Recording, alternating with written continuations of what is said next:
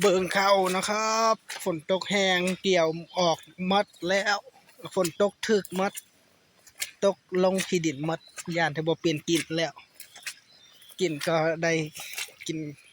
กับที่ดินหมดตกหมดเลยเกี่ยวหมดแล้วเบิดนาเลยเบิ่งข่าว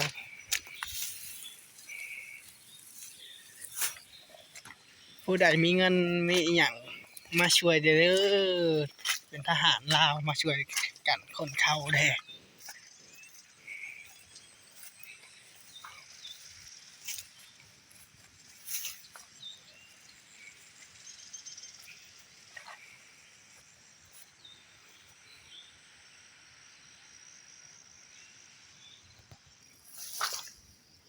เบิ่งหอยนะครับ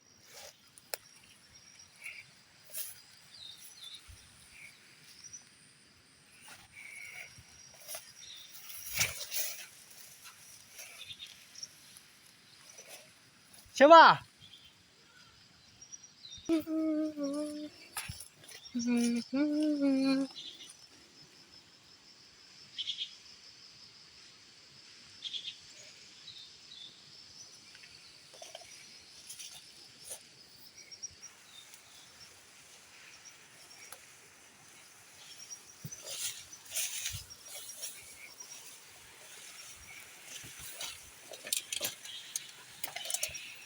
เบิ่งเสียงนกเนาะเสียงนกฮ้องโคตรเพราะ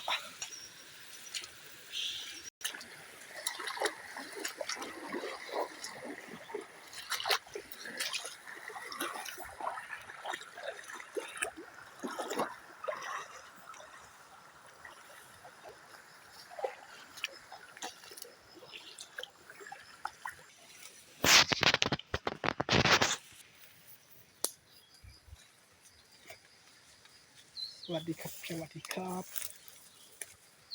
กำลังตามหาไปตามหาเกือบนะครับเกือบน้ำเอาไปเมื่อวานเนี่ย